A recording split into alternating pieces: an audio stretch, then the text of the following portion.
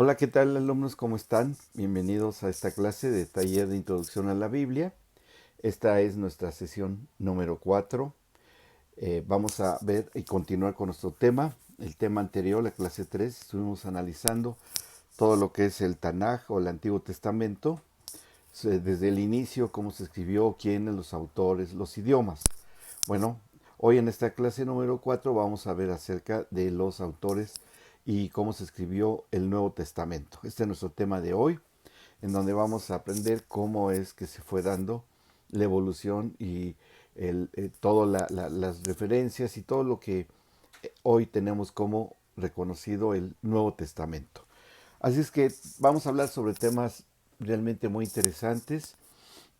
Vamos a hablar acerca primero de algunas estadísticas bíblicas, que son, digamos, datos culturales hasta cierto punto, pero esto nos ayuda mucho a ubicarnos y a posicionarnos en el concepto general, en el contexto de lo que es la Biblia, ya que, como veremos, uno de los puntos importantísimos del estudio de la Biblia es la correcta interpretación a través de varias metodologías. Ya hablaremos de ellas, pero primero tenemos que reconocer el qué, ¿sí? O sea, de qué se trata, qué es lo que estamos estudiando, ubicando tiempo, espacio, autores, etcétera, y después ya vendrá la manera de hacer la interpretación, pero tenemos ya los fundamentos, los elementos fundamentales, la materia prima con la cual trabajar.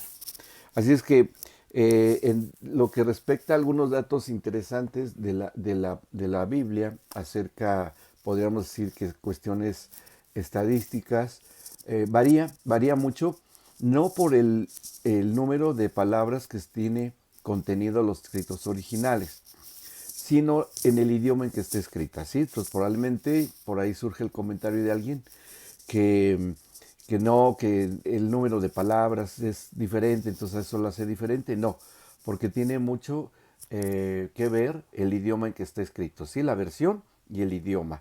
Pero más o menos, considerando la mayoría de las versiones y de las idiomas en que haya sido escrito, anda aproximadamente el número de palabras entre 773.693 palabras y máximo de 783.138 palabras. Bueno, alguien tuvo la curiosidad de contarlas en los diferentes idiomas, que ahora con la informática es fácil calcular eso, pero para que tengamos una idea aproximada. Fíjense, por ejemplo, les doy algunos ejemplos de esto. La Biblia ortodoxa consta de 1347 capítulos, son bastantes. La católica, 1329. Y la llamada protestante tiene 1189, 260, de los cuales constituyen el Nuevo Testamento y 929 el Antiguo. Y así es como nos damos una idea de la magnitud de lo que es la palabra de Dios. El capítulo más corto de la Biblia es el Salmo 117, que solamente tiene 2 versículos. Y el capítulo más largo es el Salmo 119, que tiene 176 versículos. El Salmo 118 es el centro de la Biblia. El Salmo 118 es el centro de toda la escritura, de la que nosotros conocemos y usamos. El libro más corto de la Biblia es la segunda epístola de Juan, que tiene solamente 13 versículos, seguido por la tercera epístola de Juan, que tiene 15 versículos solamente. El libro de Abdías, 21 versículos, y la epístola de Judas, que tiene 25 versículos. Ahora, los versículos más cortos, no capítulos, versículos, eh, el más corto es Éxodo 20:13, que dice, no matarás. Se empata con 20:15 de Éxodo, que es no robarás. Y otro que es Juan 11:35, donde dice Jesús lloró. Y el más largo, entonces, ese es otra que encontramos localizada, que es Esther 8:9, que es el versículo más largo de toda la Biblia. Y bueno, son curiosidades, solamente cultura del reino, que vale la pena mencionar que ustedes al menos lo hayan escuchado. Otra cosa interesante que tiene a lo largo de la historia de la Biblia es que este es el libro más vendido de todos los tiempos y el libro más traducido de todos los tiempos en muchos dialectos e idiomas y se sigue siendo. Hay agrupaciones cristianas que se dedican a traducir ya no de los idiomas más conocidos, sino en dialectos de tribus, de etnias, que bueno, les está llegando ya la traducción, un trabajo muy loable de misioneros, de gente que inclusive le ha costado la vida, hacer la traducción en diferentes dialectos para que llegue la palabra a todas las personas. En cuanto al Nuevo Testamento, podemos mencionar que cómo está constituido. El Nuevo Testamento está constituido de 27 libros, ¿sí? 27. Están escritos dentro de los primeros 100 años después de la resurrección del Señor Jesucristo. O sea que después de la resurrección a 100 años fueron escritos estos 27 libros y que fueron registrados por 8 escritores. Así es que, ¿cuántos escritores hubo del Nuevo Testamento? 8. Estos 8 que fueron inspirados en diferentes tiempos y circunstancias, ¿cuál es la temática, la secuencia y la coherencia de todos estos libros, cartas, porque es como debe de ser? Bueno, pues a través de los evangelios que nos narran la historia de la vida, muerte y resurrección del Señor Jesucristo.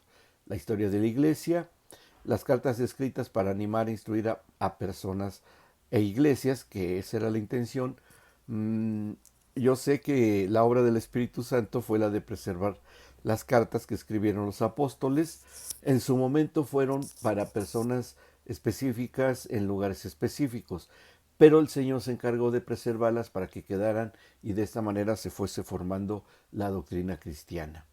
Toda esta uh, secuencia histórica en diferentes etapas que fueron conformando el Nuevo Testamento, que nos trae como una conclusión final importantísima, que estamos en pleno cumplimiento, la revelación de Jesucristo que sucedería al fin de los tiempos. Bien, ahora, ¿cuál, y debemos hacernos esta pregunta, ¿cuál es el mensaje central de la Escritura? Bueno, como leemos en Lucas 24, versículo 27, que dice, y comenzando desde Moisés y siguiendo por todos los profetas, les declaraba en todas las escrituras lo que de él decían. Esto sucedió en el camino de Maús cuando se manifestó el Señor Jesucristo a los dos discípulos que iban por ahí un poco desanimados, un poco tristes. En otra de los evangelios, en Juan 5:39, el mismo Señor Jesucristo da cuenta de esta acontecimiento. Él dijo, escudriñad las escrituras porque a ustedes les parece que en ella tienen la vida eterna y ellas son las que dan testimonio de mí. Él lo dijo muy claramente. Así es que el mensaje central de la Biblia es este personaje central, protagonista único, que es el Señor Jesucristo. Su obra redentora y finalmente su reconciliación de la humanidad con Dios. Vaya que es importante y es la razón de ser de nosotros como creyentes. Ahora, todas estas cartas, que esa es la maravillosa obra de las ediciones de los cánones, de reunir todos estos escritos, fue conformándose lo que le da estructura al Nuevo Testamento. ¿Cómo lo podemos mencionar? Bueno, ustedes la mayoría lo han estudiado, lo han leído a lo largo de su vida espiritual como creyentes, pero necesitamos verlo y mencionarlo. En primer lugar están los evangelios, ¿sí? ¿Qué se narra ahí? La biografía de Jesucristo, sus dichos, sus mandamientos y todo lo que ahí se refiere. Después vienen las etapas históricas de la iglesia, que hablan del nacimiento y los primeros años de la iglesia, que es a través del libro de los Hechos de los Apóstoles. Después continúan las cartas paulinas, que son las cartas del apóstol Pablo que escribió a diversas personas e iglesias. Romanos, primera y segunda de Corintios, Gálatas, Efesios, Filipenses, Colosenses, Primera y Segunda de Tesalonicenses, Primera y Segunda de Timoteo, Tito y Filemón. Las cartas generales son cartas de diferentes autores a la iglesia en general. Hebreos, Santiago, Primera y Segunda de Pedro, Primero, Segunda y Tercera de Juan, y Judas. Y finalmente la de profecías, que es el libro del Apocalipsis. Aunque algunos contienen algún sentido profético, pero bueno, ya lo mencionaremos cuando estudiemos algo acerca de cada una de las diferentes cartas del Nuevo Testamento. ¿Qué podemos decir acerca de los escritores y de las fechas? Bueno, eh, hay todo un listado que esperemos puedan ustedes tenerlo, en donde se nos dan todas las referencias de los autores, que recordamos porque pues la mayoría de las cartas tiene su nombre, entonces es fácil de reconocer, que serían cada uno de los diferentes escritores, pero lo interesante es que se conocen las fechas. O sea, ese conocimiento de fechas de los autores ya le da un sentido enorme a la secuencia y la vinculación del Nuevo Testamento. Empezamos con Santiago, la carta de Santiago que se haya escrito en el año 44 al 49 después de Cristo. Todo esto es después del Señor Jesucristo.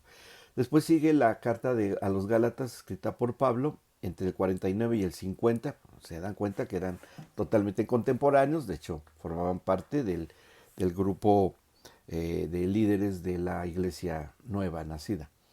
Está Marcos en el año 50-60, Mateo también en el año 50 y 60, que esto contribuyeron mucho los propios discípulos, que el Espíritu Santo les recordó todo lo que debían de escribir. Primera y Segunda de Tesalonicenses, escrita por Pablo, Segunda de Tesalonicenses, que entre el año 51 y 52. Después Pablo escribe la primera y la segunda carta de Corintios en el año 55 y 56. Después escribe la carta a los romanos Pablo en el año 56, muy prolífico, ¿no?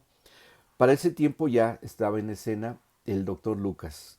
Él escribe el más brillante expositor de la biografía de Jesucristo, porque él pudo entrevistar personalmente a María, la madre de Jesucristo, y a varios de los apóstoles, un gran escritor y un gran investigador. Él tenía una mente entrenada para esto, que él escribió el Evangelio según San Lucas en el año 60 y 61.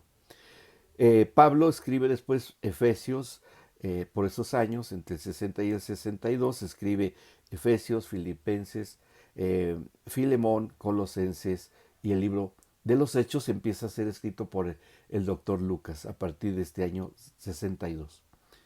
Entre el año 62, después de Cristo, Pablo sigue escribiendo la primera de Timoteo y la carta a Tito.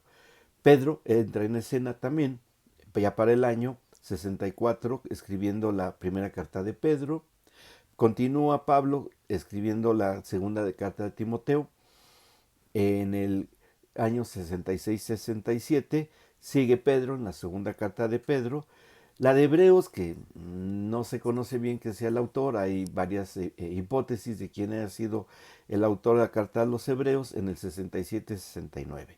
Judas después es escrita en el año 68 al 70, y Juan, ya teniendo una madurez apostólica, escribe sus cartas entre el 90 y el 95, que ya es de los últimos sobrevivientes de los apóstoles, para escribir el libro del Apocalipsis en el 94 y 96, que escribe este libro. Así es que esta es una gran ventaja que tenemos nosotros de que se conozcan las fechas de los autores, porque le da seriedad, le da estructura, le da consistencia, como una cuestión en todos los sentidos de que hay personajes reconocidos, fechas sabidas, lugares en donde se han escrito, personajes que existieron, que fueron de la vida real. Todo eso le da un sentido extraordinario a lo que es el Nuevo Testamento. Ahora, en el contexto histórico, que sí es importante que lo reconozcamos también. ¿Por qué? Porque todos los acontecimientos que se dieron en la historia de los escritores y todo lo que ellos vivieron, también con relación a las investigaciones arqueológicas y diversas, digamos, evidencias arqueológicas, hallazgos que se han hecho de todo esto, le da un sentido enorme a lo que es la fidelidad y la constancia del Antiguo, del Nuevo Testamento.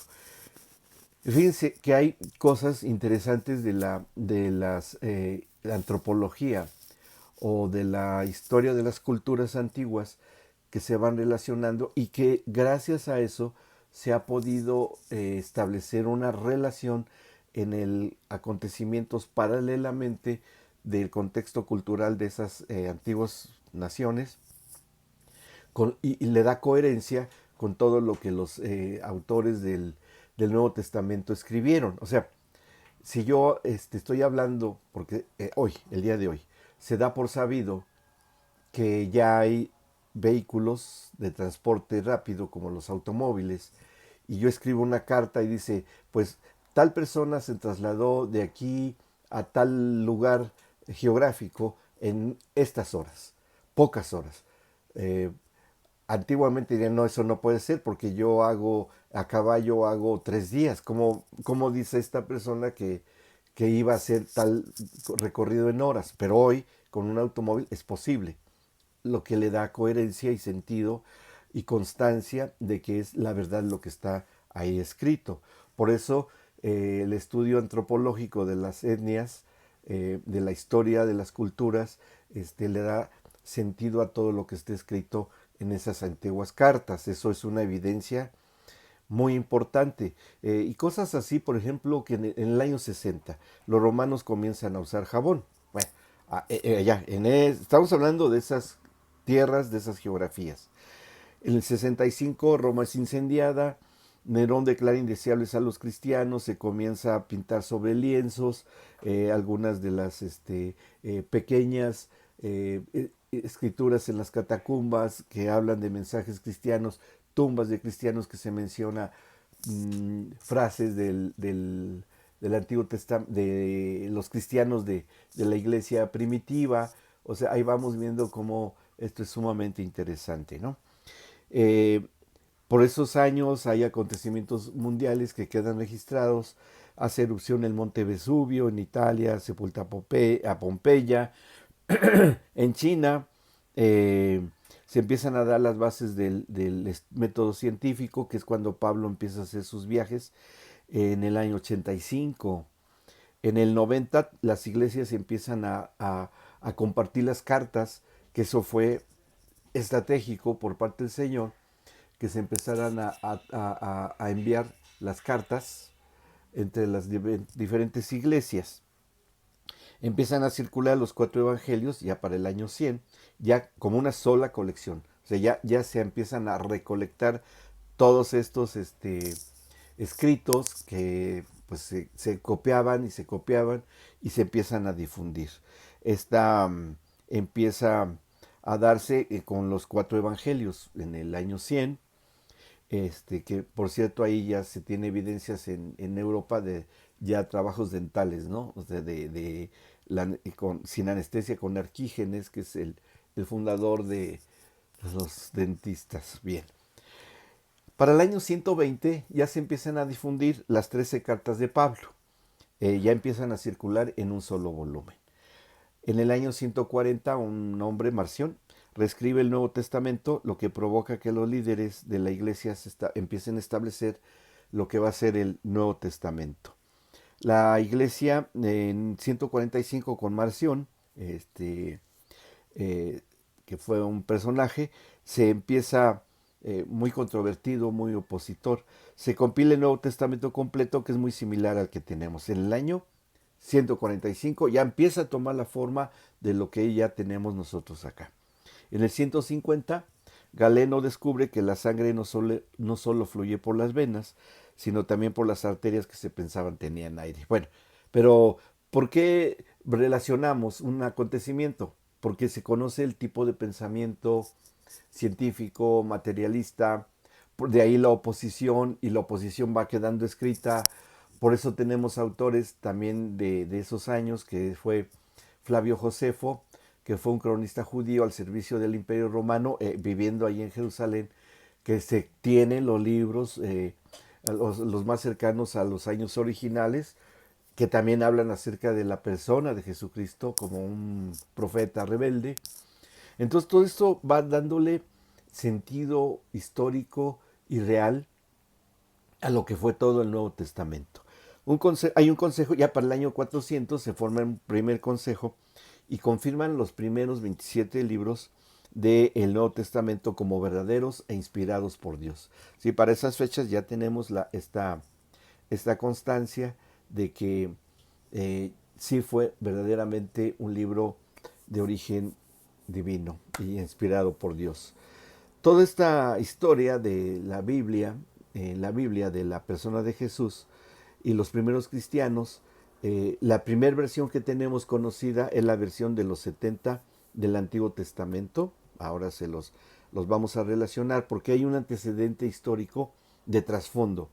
O sea, el trasfondo histórico del Nuevo Testamento es lo que ocurrió en el Antiguo Testamento. Entonces, para que hubiese una correlación entre los relatos del Antiguo Testamento con el Nuevo Testamento, deba de estar obligadamente relacionados. Es decir, si el profeta Isaías habla acerca de los sufrimientos del siervo del Señor, debe de aparecer tal cual en el Nuevo Testamento.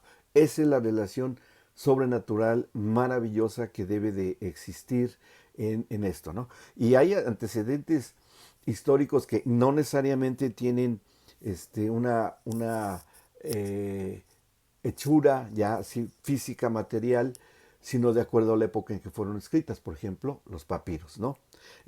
Se descubrieron los papiros Rylands. Los papiros de Rylands es el más antiguo de todos los manuscritos que se han encontrado de los 4 evangelios canónicos aceptados por la iglesia. Se descubrieron en el desierto de Egipto y se publicaron en 1935. Estos papiros de Rylands contienen algunos versículos del capítulo 18 del Evangelio según San Juan. Específicamente el capítulo 18, el versículo del 31 al 33, el 37 y el 38. Esto fue muy significativo, muy importante, porque ya al encontrar, aunque sea fragmentos que coinciden con lo que hoy tenemos, ya es una comprobación, una verificación extraordinaria de esto. Ahora, según un estudio grafológico que se realizó, esto se calculó que haya sido en el año 150, que podría ser entre el 125 y 130, ahí hay un poco de diferencia, después de Cristo. Entonces, este es el más antiguo de todos los manuscritos que se han localizado y que coincide perfectamente con lo que tenemos. Se descubre otro papiro que se conoce como el papiro Magdalena GR17. Este se encontró en una tienda de antigüedades en Egipto, en Luxor, a finales del siglo XIX, que fue cuando se encontró, pero bueno, se adquirió por un sacerdote que se llamó Charles Busfield Hewlett. Charles Busfield Hewlett, quien tras su muerte donó este papiro al Magdalen College de Oxford y se pasó en su clasificación técnica a llamarse como el GR17. Este se ha escrito en el año 200 después de Cristo. O sea, estamos siguiendo la secuencia en la que fueron escritos, no necesariamente cuando fueron descubiertos. Unos fueron descubiertos antes, otros después, pero es aproximadamente las fechas en que, siguiendo la secuencia histórica de él, cuando fueron escritos, ¿sí? Para llevar una secuencia histórica de cuando fueron escritos. Ahora, los papiros de Bodmer II, que son otros, se descubrieron por un hombre que se llamó así, Martin Bodmer. Él descubrió unos conjuntos de 4 papiros que se conservan en la biblioteca de Colonia en Ginebra. Ahí hay varios que los clasifican todos en un archivo, el P66, es muy valioso. Se encontró en Egipto más o menos datado en el año 200 y tiene 14 capítulos del Evangelio de Juan. No hay casi ningún documento antiguo de la época, excepto estos que es riquísimo y abundante. Hay miles de documentos que se han encontrado desde muy cercanos hasta todavía hasta fechas ya que terminaron el canon del Nuevo Testamento y bueno, estos se han encontrado. Hay otros papiros, el papiro de este mismo de Bodmer, que se conocen con la clasificación del P75, que fueron descubiertos también, pero en el año 56 en Egipto, y que se les encontraron las fechas del 175 al 225 después de Cristo, y tienen cerca de la mitad de los evangelios de Lucas y de Juan. Ujú. O sea, ahí nos vamos dando cuenta de cómo se fue armando el rompecabezas a través de estos descubrimientos, que aunque hayan sido papiros que se escribieron en fechas muy antiguas, pero se fueron descubriendo en diferentes fechas no muy recientes y recientes, pero que fueron uniéndose las piezas del rompecabezas, de cómo se fueron uniendo todas las, este, las escrituras que se fueron encontrando.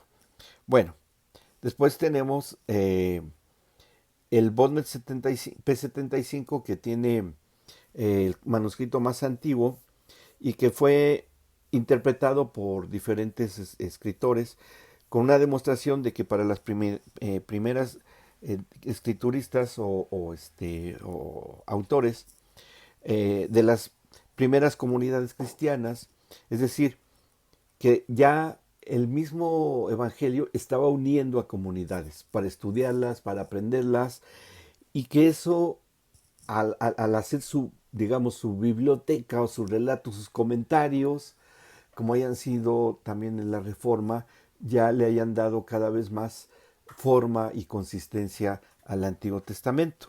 Hay, por ejemplo, que se fundó una fundación, la Fundación Bodmer de Cologne. Después esta fundación que descubrió todos estos papiros se la donó a la Biblioteca Apostólica Vaticana, que se encuentran ahí actualmente. O sea, alguien quiere investigarlo y puede, yo quiero saber acerca de esto, lo puede hacer con toda libertad porque están ahí, si lo dejan entrar, ¿verdad? Para poder revisar estos documentos. Hubo otros papiros como los Chester Beatty, Chester Beatty, son tres papiros y estos se escribieron en el año 250 después de Cristo. Contienen los fragmentos de la epístola de Pablo, del Apocalipsis y de los Evangelios. Los cuatro evangelios canónicos y los hechos de los apóstoles, las epístolas de Pablo, Romanos 1 y segunda de Corintios, Efesios, Gálatas, Filipenses, Colosenses y primera y segunda de Tesalonicenses. Imagínense ustedes estos documentos históricos, qué tan importantes y valiosos son, que se encontraron, que se escribieron en el año 250, poco antes del año 250 después de Cristo. Entonces, no hay ni de escritores antiguos griegos tantos documentos como es de la Biblia, ¿no? El papiro P46 de Chester Beatty tiene Romanos 1 y primera y segunda de Corintios. Y el P47, paso a este puntito, contiene un fragmento del libro del Apocalipsis, capítulo 9, versículo 10 al 17 y el 2. Así es que vamos viendo cómo esta descubrimientos le va dando fundamento a todos los escritos del Nuevo Testamento. Se han encontrado pergaminos de papiros que eran hechos de esta planta. Después ya aparece el pergamino, que es de una piel tratada, que tiene mayor duración y también mucha fidelidad. Y ahí tenemos varios códices, así se fueron como especie de acordeones o como una tira larga, de ahí donde se van escribiendo. Encontramos diferentes códices que todavía se conservan. Por ejemplo, el Códice del Vaticano, el Sinaítico, el Alejandrino, el de Fren, el Besae y el de Frer. Todos estos códices que datan desde mediados del siglo IV al siglo V, todos en este periodo de estos siglos IV y V, contienen evangelios, contienen algunas otras referencias del libro de los Hechos de los Apóstoles, o sea, también, aunque sea la técnica diferente de haberlos escrito, pero tiene la validez para entender que fueron estos escritos antiguos. Todos, desde los siglos V al XV, estamos hablando de 10, a lo largo de 10 siglos, ya se empiezan a escribir tal cual en papel, todos los escritos bíblicos. Por ejemplo, en el siglo V hasta el XV se fueron escribiendo, guardando y difundiendo la Vulgata de San Jerónimo, que aparece en el año 382, la recensión de Bizancio, que da lugar a la versión Koiné, o sea, el griego antiguo, para hacerlo ya de manera y conocimiento universal de su tiempo. El Koiné, que era el griego antiguo y más común, así se empieza a escribir.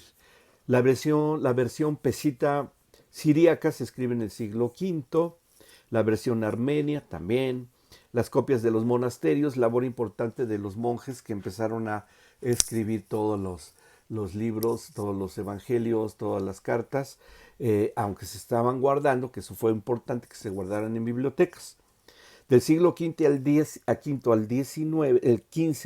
del siglo XV al siglo XIX, se siguen escribiendo y guardando todos estos biblias, ya todavía no editadas, todavía no, pero sí, aunque fueran separados los escritos, pero se estaba conformando poco a poco. Por ejemplo, la Políglota de Alcalá, por un cardenal Cisneros, se forma entre el año 1502 al 1522. La versión de Erasmo de Rotterdam se escribe en el 1516, y nada más 6 manuscritos hay. De estas dos versiones que se fusionan de Robert Estienne, la cuarta edición se utiliza a partir de un escritor, Teodoro de Beza, hasta el siglo XIX. Y empieza ya a haber mayores descubrimientos. Juntando todos estos, a lo largo y la dispersión geográfica, pero el Espíritu Santo estaba haciendo su labor de estar, que se publicaran acá, se escribieran acá, se guardaran acá. Y así sigue, se escribe y se descubre el código sinaítico por Tischendorf en 1859. Todos los códices sinaíticos del Vaticanus da lugar a los textos actuales y da lugar a la crítica textual. Es decir, ya se empieza a considerar con seriedad todos estos escritos para tratar de determinar cómo es importante que esto se tenga que estudiar y que se tenga que darle forma. Mencionamos todos los idiomas, como lo dijimos la vez anterior, del Nuevo Testamento. Solamente Mateo se escribió en el hebreo clásico y después se tradujo al griego. El primer capítulo de Juan, el inicio del primer capítulo de Juan, se escribió en el arameo. Son los únicos dos idiomas, pero todo el resto del Nuevo Testamento se escribió en el griego, koiné, que era el griego clásico. Toda esta composición, la composición de todos los libros, hay cerca de 70,000 variantes significativas de los manuscritos griegos.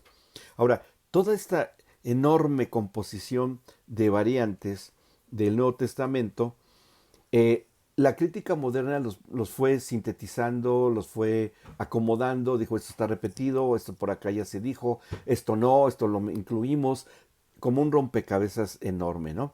Para que se hiciera manejable, con toda una sentido de orden, de evaluación, y donde se iban eligiendo todas las posibilidades de que fuera auténtico y no estaba repetido, no aparecía, está muy repetido, no aparece en ningún lado, hay que verificar su validez. Todo esto ya fue un trabajo muy, muy, muy tremendo, ¿no? Todas las ediciones críticas del Nuevo Testamento griego entraron ya eruditos para analizar el sentido de las palabras, creaciones de críticos textuales, de los editores que ya empezaron en realidad a darle un sentido coherente y vinculatorio a todo el Nuevo Testamento. Ahora, obviamente que cuando se empieza a hacer este ordenamiento, al principio, bueno, no eran muy parecidos unos a otros, pero se seguían recopilando y se seguían haciendo diferentes versiones que finalmente al recopilar todos estos textos antiguos, y ya se empezó a darle un ordenamiento como debía de ser. Surge el texto receptus o el texto crítico. Ya el texto crítico va a priorizar las variaciones mayoritarias y tradicionales sin importar su antigüedad. Y todo esto se basa en la compilación que empezó desde Erasmo, sigue por otro que se llamó Stephanus Beza, que ya lo mencioné, entre el 1510 y el 1598. Son los que se reconocen como los textos bizantinos, que ya hacen referencia a ellos los padres de la Iglesia, entre el cual se considera a Jerónimo, con la Vulgata de él, como algo real y algo que existe. Cuando aparece el texto crítico, ya se le empieza a dar una priorización a las lecturas más antiguas, según el criterio de jerarquía temporal, y se basa en los textos más antiguos encontrados. Aún recientemente, como el Códice Sinaítico, que son ya uh, siguiendo una línea de crítica de textos clásicos actuales, ya con lo que va a aparecer en nuestras Biblias de hoy, aparece la 27ª edición de Nestlé Aland. Esta edición es el texto maestro más refinado, más reciente y con base a las traducciones más modernas. Y se considera, a pesar de eso, los padres de la Iglesia no lo considera, no se ha considerado como muy exacto, ¿no? No toma en consideración a Jerónimo, que ya lo mencioné, y bueno, eso fue, pero ¿cómo no lo tomo en cuenta si la Vulgata de Jerónimo sí tiene cierta validez? Y bueno, ahí va a surgir toda una serie de circunstancias interesantes que se dan en este estudio tan antiguo.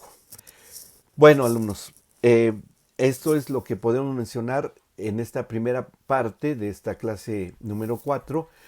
Ahora, ya veremos cómo va apareciendo ya las ediciones que van evolucionando hasta nuestros días. Pero esto lo veremos en la próxima clase.